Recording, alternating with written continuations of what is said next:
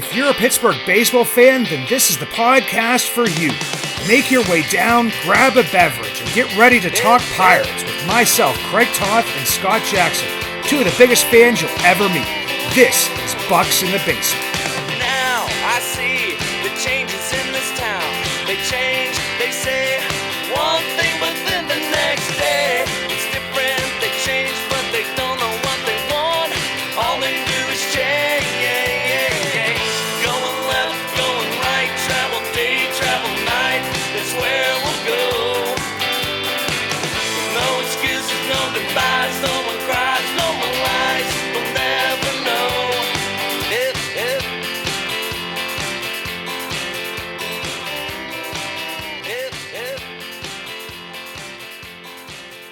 On Monday, I landed at Pittsburgh International Airport, coming back from a beautiful vacation with my wife, our 10th anniversary in Montana, and I realized the next time I will step foot in that airport, I will be heading to spring training, which is kind of a weird thing to think about because, right now is possibly the height of Pirates negativity. Spring training is the height of Pirates positivity. We'll try to bring you maybe reality. I don't know. I'm Craig Toth. This is Scott Jackson. We are bringing you Bucks in the Basement. Scott, how you doing today, brother? I'm great. Thanks for having me and including me in this off-season journey that we're gonna take. The World Series is done. Those underdog Dodgers shocked the baseball world and caught lightning in a bottle and won the World Series, defeating the equally scrappy Yankees. Now that that's all said and done, now we can focus on the hot stove. Already some moves being made now that the off-season is here, but I'm looking forward to what can happen. We start fresh, and as Pirate fans, the optimism is going to kick in eventually. Hopefully, we can get through some of this negativity and just focus on baseball and get back to business as usual now that the moves can happen. Yeah, that's the biggest thing for me is, I understand like there were some expectations of this season. Ben Charrington and company stated them many times during the past offseason of saying, like, we are here to compete. Like, this is the season. Pointed towards the Diamondbacks numerous times with their 84 wins and looking towards that and saying, okay, it's kind of easy to improve from 62, 60 wins, those 100 plus lost seasons to get up to, 84 wins, which would be improving over these last two off seasons of 8 wins. But the biggest thing for me, and something that we were talking about beforehand, and we always have a lot of conversations beforehand, is that, I just don't know where this narrative and this, I understand the Pirates' frustration. They're the fans, their frustration. I understand it. But I don't understand where this narrative changed so quickly from for the past 2, 3 years we've been hearing. Everybody wants nothing to sell. Like, and they'll put that out there and they'll be like, well, we can't get nothing to sell. You can't fire, your owner. And then now all of a sudden there's been like this spark put in our hearts that now that for some reason, now we are in control, that we can control to make Nutting sell. And for me, like I told you before this, I said, I like have gotten probably more frustrated. I don't know if it's with the fans, and it's probably not with the fans because I'm a fan, but it's gotten more frustrating with the higher beings within, Pirates Twitter that all of a sudden, like, we feel like we can make this guy sell. No one has ever made a major league owner sell in the history of Major League Baseball. And then now all of a sudden, for the past month, we've been made to think that we can influence this owner to sell. And like I said, Scott, I might be going on a little bit of a tangent here today, but it's just something that digs at me because, I mean, we've been told, like I said, by every single reporter, anybody, like that we cannot make this guy sell. And over the past month, like we've been made to think that we have control of making him sell. And I'm just wondering if you're feeling the same thing as me.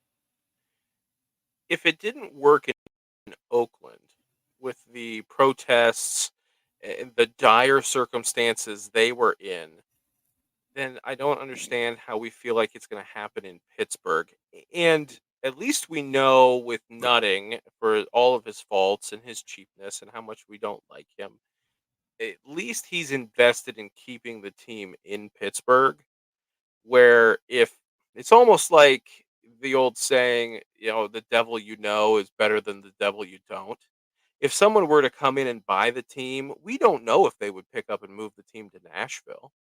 So I feel like it's better to live, and also it's a great gig being the owner of a major league baseball team. And I know that some people in the media have talked about, well, yeah, I mean, it's great being an owner, but imagine selling it and cashing that check and the things that you can do. I don't know Bob Nutting. I don't know what kind of person he is. I don't know what his personality is, but he sold the resorts, right? So Yeah. he owns the whiskey company, and if he were to sell the baseball team, what exactly is he doing with his time? Is he the kind of guy that wants to kick back and relax? Maybe he's the kind of guy that just enjoys owning a team and all the perks that come with it. And I think that you and I tend to be on the same page that it's just better off that we live in reality and just have that underlying constant knowing that when we're talking about baseball, Bob Nutting is the owner of this team, and we have to work within the constraints of what he's set up. No, and the other thing is, like, if he was looking to sell the Pirates, why would he buy another Pittsburgh institution like Wiggle Whiskey? Hmm. Like, it Right. doesn't make a whole lot of sense to me. And and with the people that are protesting, like, I realize, like, their whole thing is not sell the team. Like, they may, wear the shirts from, Pittsburgh Clothing Company, which is, I bought some, stuff from them as well, good merchandise and everything. But they're also pushing, if you're not going to sell the team, like at least invest some competitive spirit, which I 100% agree with. I mean, I just feel like that they were pushed by, I don't know if it's like misguided in a way, but I mean, I do respect what they are doing. Um, but here's the thing is like, I think we both agree that it would take a lot for him to sell the team. I don't think he's really interested in selling the team right now. And more of me bringing that up was just kind of on like I don't know if it's a narrative or a theme of, a trick or treat. Like we're recording on Halloween right now. I just went around trick or treating with my kids. And I'm thinking that in some ways we are being tricked into, believing something that we are being sold. And the biggest thing for me right now is I've heard the narrative, over and over again here because I mean, we even discussed, should Brian De La Cruz be given his or, offered or tendered his deal of, $4 million with the Pirates. And I've heard, at least a couple times here that like he was cause or he is the catalyst, for why the Pirates fell off at the end of the season. Like we were sitting a couple games out of the wild card. We were a couple games over 500. You bring in Brian De La Cruz, and I'm not going to sit here and think, or preach to you that he performed well, but I'm also not going to buy into the fact that he was the reason why the Pirates lost all of those games. I've gone back and looked at those, 13 to 14 games more times than, I don't really want to tell you guys how many times I've gone back and looked at, how we could have won those games, how we could have won at least a few of those games to keep ourselves around 500. The biggest thing to me was, I mean, during those 13 games that pretty much sunk the Pirates season, we lost 12 of those. And I was told, and I've, looked at the stats and stuff, that if you score more than 4 runs in a game, you are more likely to win that game. In those 13 games, 8 times we scored more than 4 runs. We scored 9 runs twice in those. So for me to kind of buy into, yeah, was Brian De La Cruz a bad pickup? Yeah. I didn't want to pick him up to begin with. I didn't want to sign to begin with. I had First on Fish on here to talk about how I did not want to pick him up.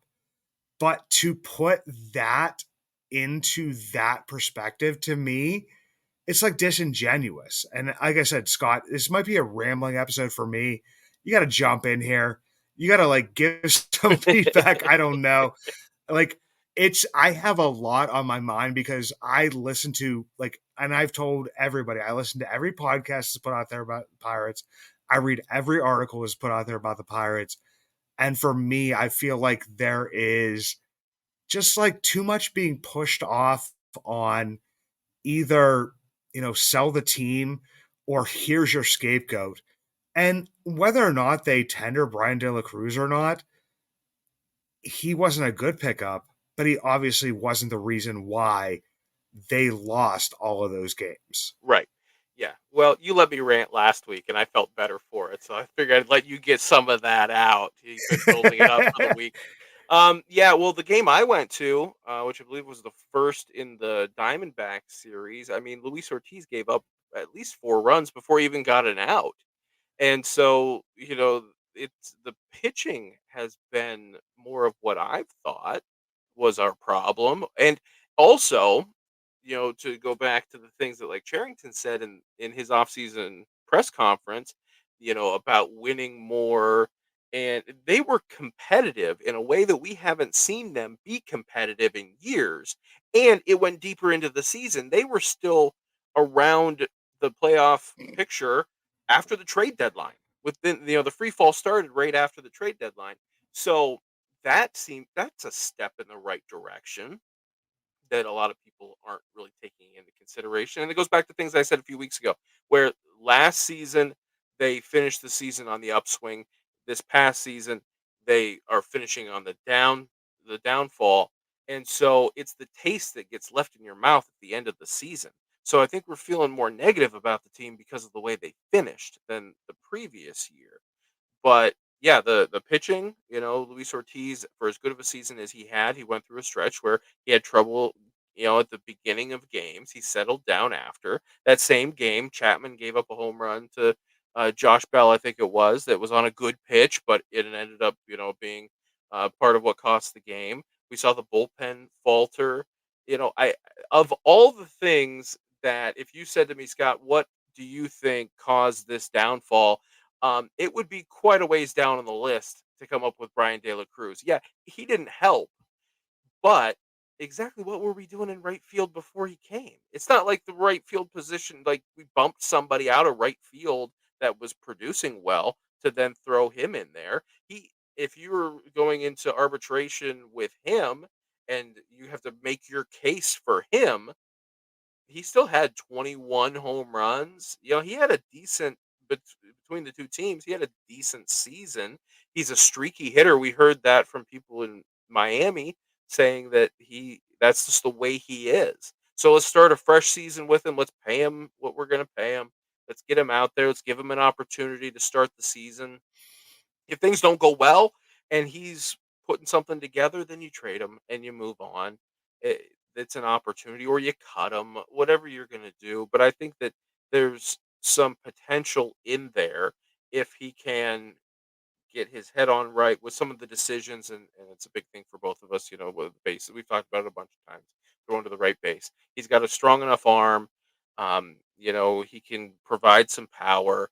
I just don't think that he is worthy of the scapegoat, as you called it, label that people are trying to put on him. Because yeah, that I could give you probably five guys that I would say were more responsible for that downfall before I even get to him. Yeah, and I looked at the numbers. Like the Pirates pitching staff during that stretch had a 5.54 ERA, which was fourth worst during that stretch. They had a 1.318 whip, which was sixth worst during that stretch. That's In better than I all would of have Major League expected. Baseball.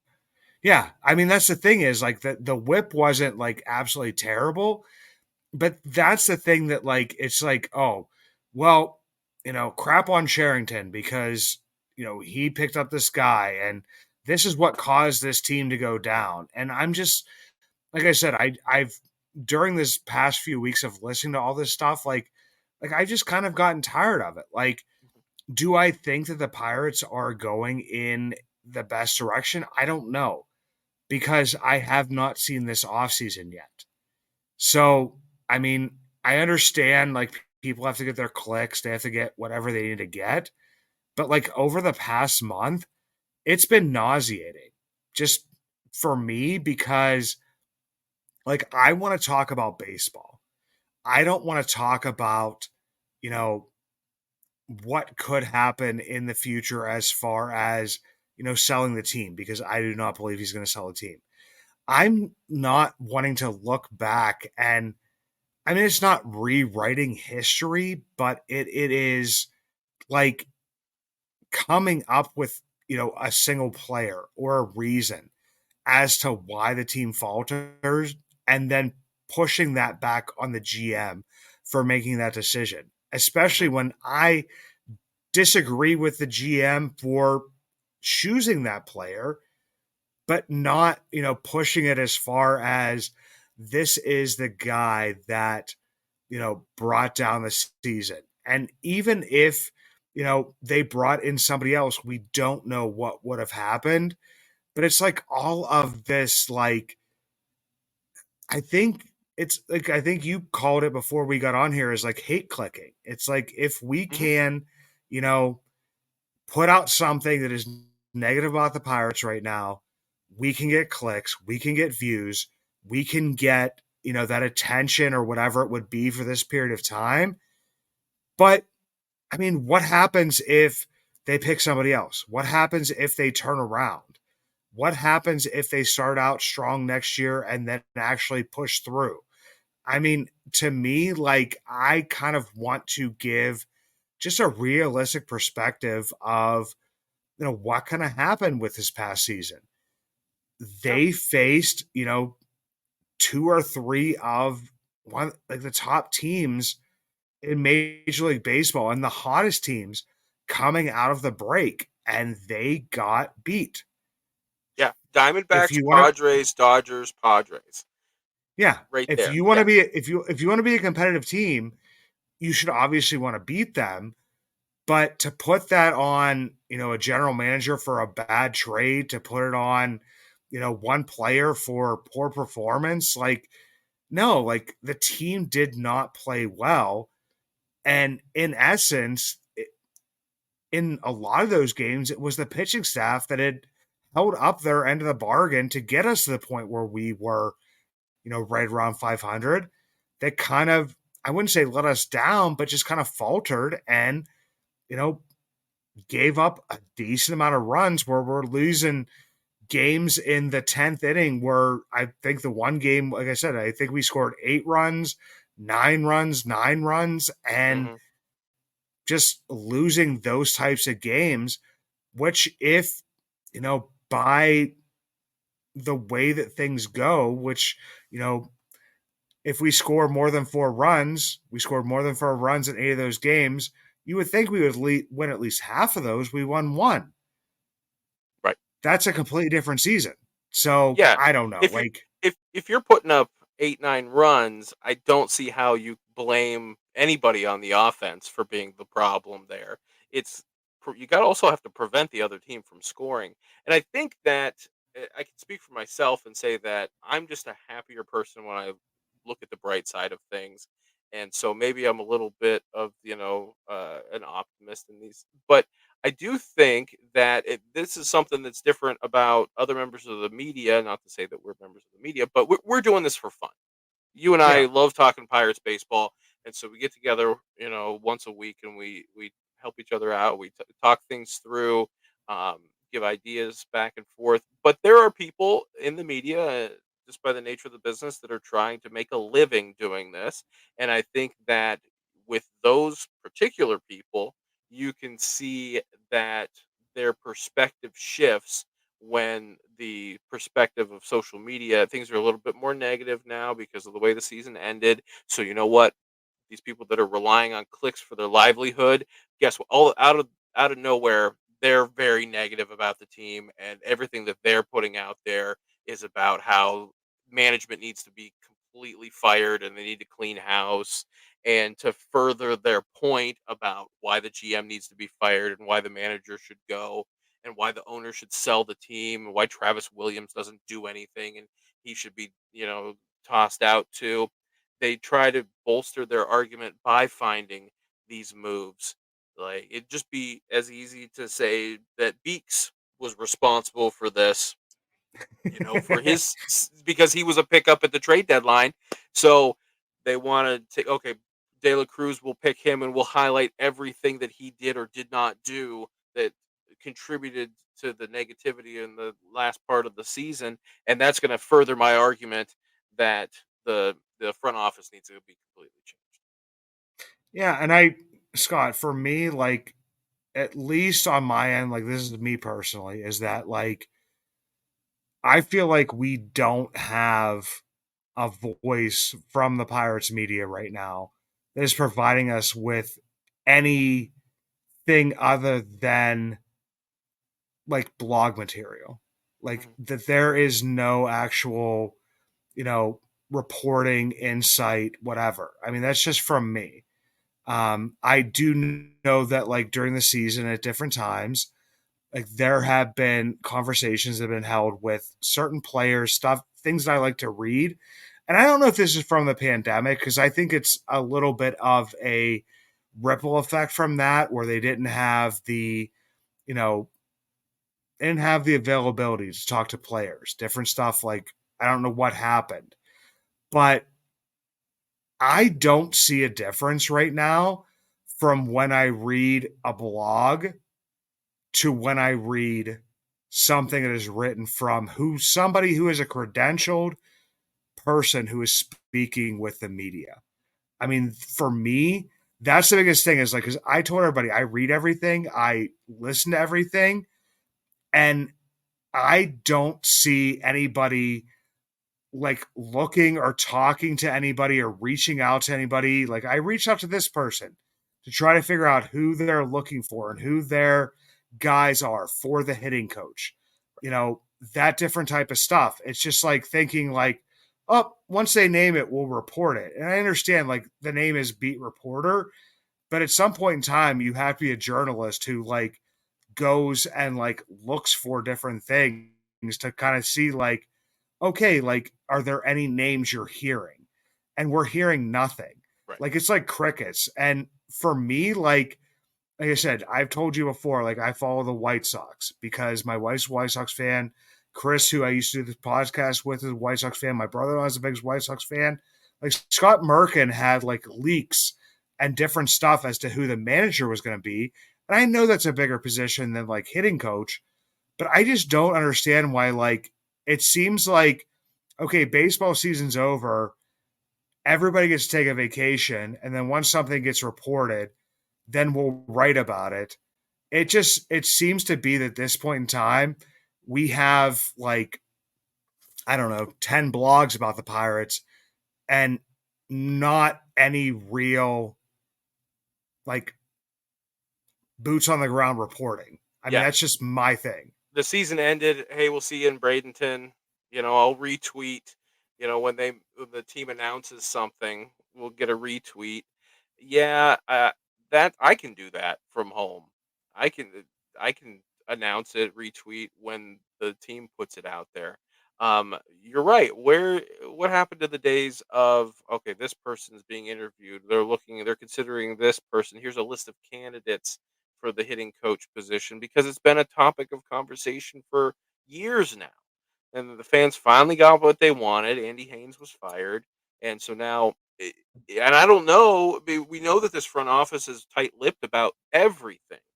And when they do speak, they speak in a word salad and they speak around in circles. But it comes down to the fact that you want people to talk about you in the off season.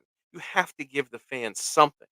And you would think that if there was any kind of pressure being put on this front office for even a small thing, that they would throw them some kind of crumbs, leak a little bit just to get people talking and discussing this team, take the focus off of the demonstrations that are being done. Because I agree, those demonstrations are being done from the coming from the right place, of wanting the team to be better and expressing the frustration, whether or not it's about selling the team or putting more resources in. It's a demonstration of saying that we're not happy with the way that things are going and we want things to change. So you would think that a smart front office that's savvy about PR would release some kind of positivity to draw attention because there's nothing else to talk about with this team. And that's all we're seeing is there's there's nothing coming out from beat reporters about anything really, apart from, like you said, the blogs. I'm getting more insight from blogs like Steel City Pirates than I am from anything else. And I like Alex, but a lot of his articles are here's who they should target. It really is like a blog. He's writing for MLB.com on the Pirates beat, and he's giving his opinions. He's not providing any new information, saying that's what they're actually doing. It's just, hey, let's throw. Everybody else is doing a list about who would be good targets for them, so I'll do the same thing because I gotta post something. Is he down there? I don't know. Does he have access to the building in the off season that he could go down there and walk the halls and see if there's somebody that can give him a little something? Because the first reporter that actually does that, I think, is going to jump ahead. And I think the fact that these guys did come up together, Noah and Alex have been tied at the hip for as long as I can remember. These guys came up together, and it is like a little fraternity. But somebody's got to do something to differentiate themselves and take that next step forward, and actually give us something that we can sink our teeth into.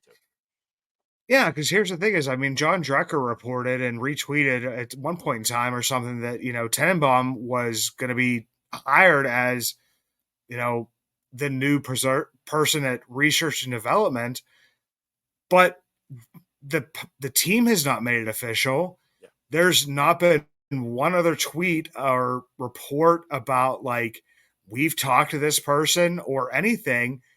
And it's like I said, it seems to me that like, I mean, this is nothing against anybody, and it's not like with their jobs or whatever it would Yeah. be, Yeah. but it would be like give us something, report something, write something that isn't something that I could write in my basement in this minute. I could look at the list of free agent people that they could pick up Hmm. and come up with ideas of who they could sign. And that's every single article that I've seen recently from anybody. And it's, to me, it's just kind of frustrating. It's the same thing that I was talking to you about beforehand, where I would be like, okay, people are, saying that we don't have a left-handed reliever for next year, so we have to go out and get two of them. And I know a lot of people would look down on Joey Wentz and say, Joey Wentz can't be our left-handed reliever next year. He can't be one of them. Well, what would you have said when the Pirates picked up Brian Borucki and said, we should cut him? And all of a sudden he becomes your king. Like he's King Borucki. Stuff like that. Like, why can't Joey Wentz become that? Joey Wentz was a first-round pick from the Braves. The Braves are obviously a smart organization. Hmm. He went to the Tigers, who everybody is, infatuated with at this point in time. And he actually did not pitch terrible for them. Joey Wentz, when he came up in his first season, pitched around 32 innings, had around a 1.1 whip.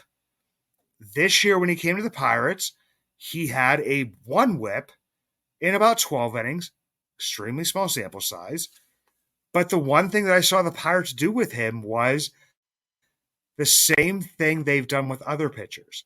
They identified their good pitches. His best pitch is actually his cutter, which pairs off of his four seam fastball.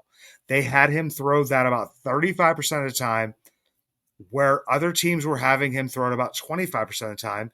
He put it with his fastball and was pitching better. And if we are going to trust the Pirates and praise them for what they do with pitchers, what they do when, pitchers come over, the guys they pick up. Dennis Santana, who I knew that everybody wanted to cut within the first, 2 days he was here and wondered why they picked him up, are now wanting to, like myself, pay him whatever it is. I think it's the $1.8 million on his arbitration to keep him here because the Pirates unlocked something with him. So that's the one thing I don't hear people talk about. I want to talk baseball. Right. I don't want to talk like what could happen. Who are the guys they could sign? Who they could trade for? Who they could do whatever? None of us know that. I could give you 20 guys right now. One guy gets picked, and yes, I'm right, but I missed on the other 19. So I would rather talk about Joey Wentz possibly being a guy who, at this point in time, I believe he's arbitration eligible in like 2 years. He might be, get that Super 2 status at some point in time, so it might be 1 year. But a guy that could actually help us instead of talking about who should sell the team, who we should possibly pick up. I want to hear those types of conversations. And Scott, I just don't feel like I'm hearing that right now. Yeah, I don't want to have a conversation about selling the team because we know it's not going to happen.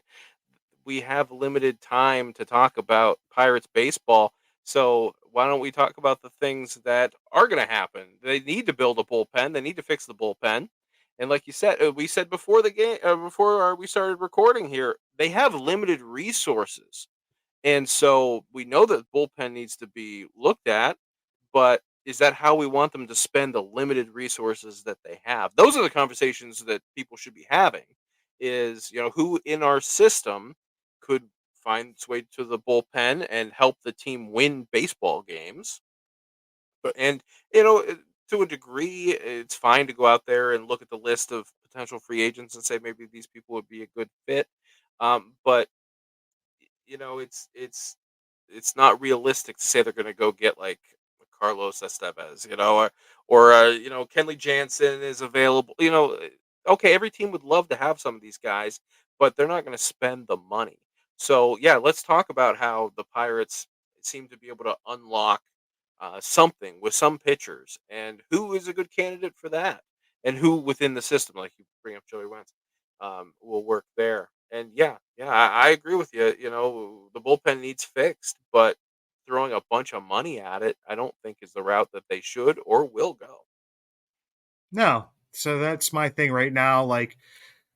And that's why we're probably not going to grade players. We're not going to do other kinds of stuff. I mean, I just want to talk baseball. I want to talk Mhm. the ins and outs, the X and O's. I mean, it's not football, but I want to talk about the numbers. And I feel like that's what we should do. Yeah, absolutely. Let's talk about the importance of defense and the importance of a pitcher covering first base to maybe keep themselves in the World Series instead of completely blowing it and having a terrible inning. Now, I don't know if necessarily if Garrett Cole was going to beat Mookie Betts to the bag, but in the World Series, a winner go home game, it's not a good look. Not.